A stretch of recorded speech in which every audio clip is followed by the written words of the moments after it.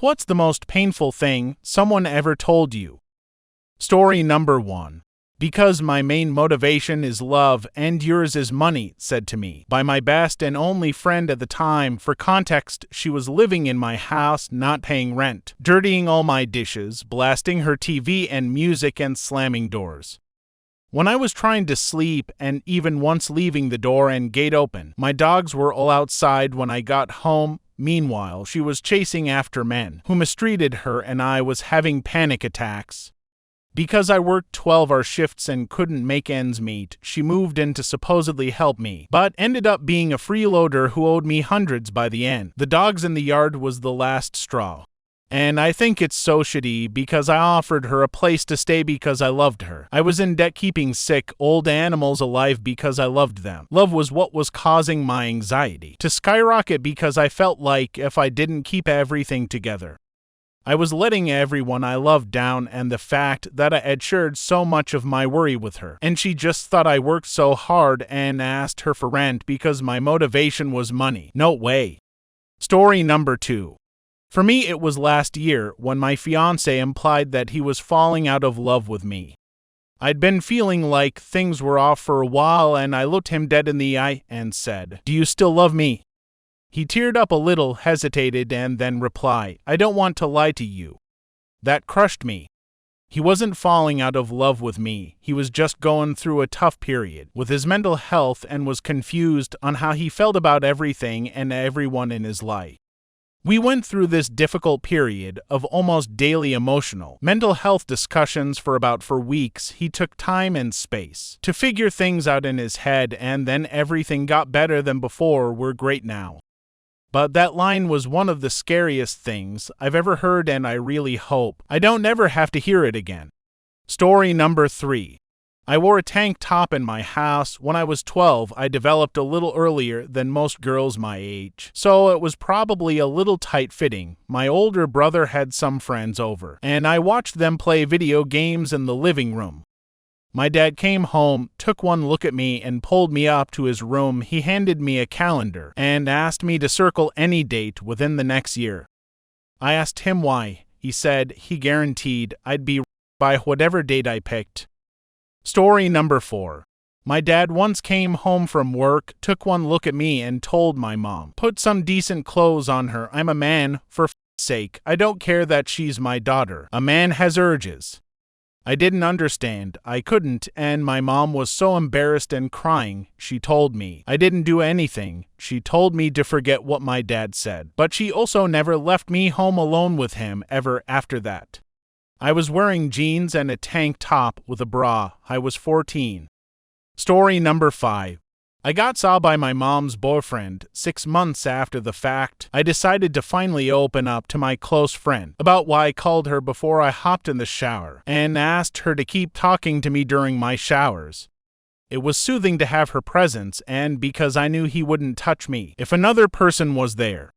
Anyways, for the most part, she was mad at him and disgusted. But later that night she made a joke about why didn't I try to fight back. I don't know if she meant an ounce of seriousness behind that remark, but it gave me a major ick, which the next day made me cry, 'cause I could have fought, but I wouldn't have won. I was 12, he was a full grown-ass adult. I thought she understood that. Story number 6. Why do you keep hanging out with us? We're not your friends. They'd been my friends for 2 years, but they were just using me because I was very good in most classes at school, so I could do their homework for them. Teachers also really liked me, and if I was with them when they were caught f***ing around, they'd get away with it because teachers didn't want to punish me. I also suspect they might have kept me around as eye candy. But anyway, one day they got tired of pretending and just destroyed me with that line. 2 years. Story number 7.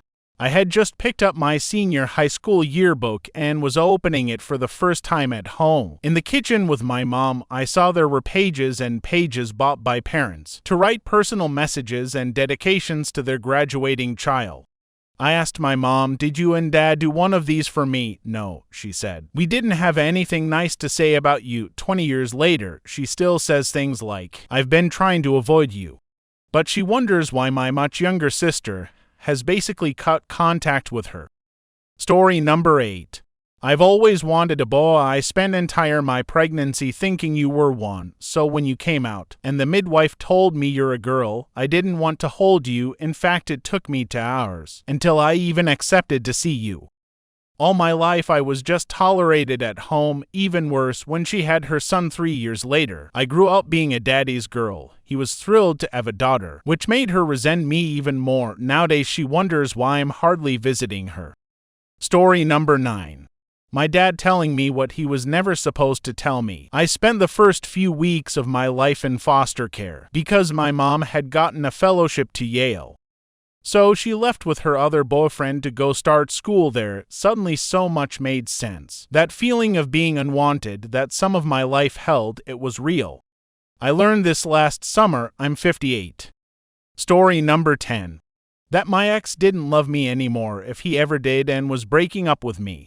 Or when my current boyfriend cheated on me couple years ago, I could barely look him in the eye, speak to him, or touch him. I couldn't let him physically touch me either. We were sitting on my bed, he was facing away from me. He started crying, seeing that hurt a lot. I loved him, so I hugged him and rubbed his shoulders. It was odd to touch him, but I know it gave him comfort. We were in high school, and I was having issues with constant bleeding and my periods after losing my virginity to him. He had flown to another state to visit family for the holidays. I thought I was legit dying or something during that time. It was very hard for me. But he cheated a week after that. That's when I found out anyway. He asked the girl to meet in the bathroom so they could fool around, but he chickened out a few times.